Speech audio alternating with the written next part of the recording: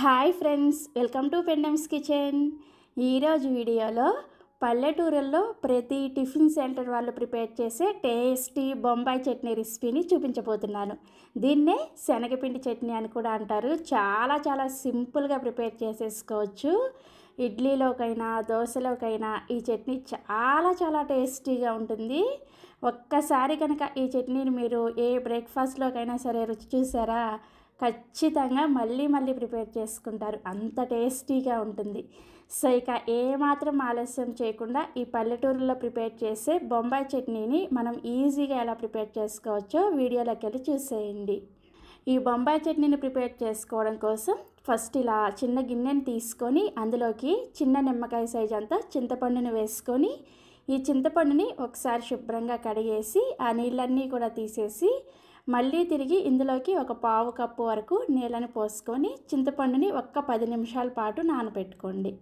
So 10 నిమిషాల తర్వాత చింతపండు మనకి ఇలా నానిపోయి ఉంటుంది. ఇప్పుడు ఈ చింతపండుని బాగా పిసికేసి ఇందులో నుంచి చింతపండు రసాన్ని తీసుకోండి. ఇలా చింతపండు రసాన్ని తీసుకొని ఈ చింతపండు రసాన్ని కొంచెం పెద్ద గిన్నెలోకి వేసుకోండి. ఇలా చెయ్యి అడ్డం పెట్టి వేసుకున్నారంటే మనకి చింతపండు రాకుండా చింతపండు రసం మాత్రమే వస్తుందన్నమాట. నెక్స్ట్ ఇందులోకి ఒక 2 నుంచి 3 టేబుల్ స్పూన్ల దాకా శనగపిండిని వేసుకోండి.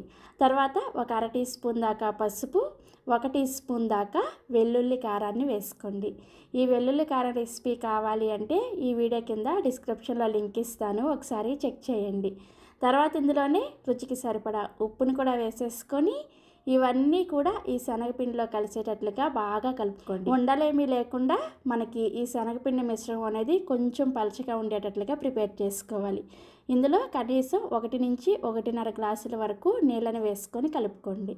సో కలుపుకున్న తర్వాత శనగపిండి మిశ్రమం చూసారా, ఈ విధంగా ఉండాలన్నమాట. దీన్ని ఇప్పుడు రెడీగా పక్కన పెట్టేసుకొని స్టవ్ ఆన్ చేసి ఇలా ఒక గిన్నెని పెట్టుకొని అందులోకి 1 టేబుల్ స్పూన్ వరకు నూనె వేసుకొని వేడి చేసుకోండి. నూనె వేడైన తర్వాత 1 టీ స్పూన్ దాకా పోపు దినుసులు, అలాగే 1 ఎండుమిర్చిని ఇలా సగానికి తుంచుకొని వేసుకోండి. ఆవాలు, మినపప్పు, పచ్చిశనగపప్పు అండ్ జీలకర్ర ఈ 4 కలిపేసి 1 టీ స్పూన్ వేసుకుంటే సరిపోతుంది. ఈ పోపు దినుసులు కొద్దిగా వేగిన తర్వాత ఇందులోకి 1 ఇంచు దాకా అల్లాన్ని తీసుకొని ఇలా చిన్న ముక్కలుగా కట్ చేసుకొని వేసుకోండి. తర్వాత ఇందులోనే 2 నుంచి 3 వరకు పచ్చిమిర్చిని కూడా ఇలా చిన్న ముక్కలుగా కట్ చేసుకొని వేసుకొని ఒక మీడియం సైజులో ఉండే ఉల్లిపాయని కూడా ఇలా బాగా చిన్నగా ముక్కలుగా కట్ చేసుకొని వేసుకోండి. తర్వాత ఒక రెమ్మ కరివేపాకును కూడా వేసేసుకొని ఈ తాలింపుని అలాగే ఉల్లిపాయలని కొంచెం లైట్గా మెత్తబడేంత వరకు వేయించుకోండి.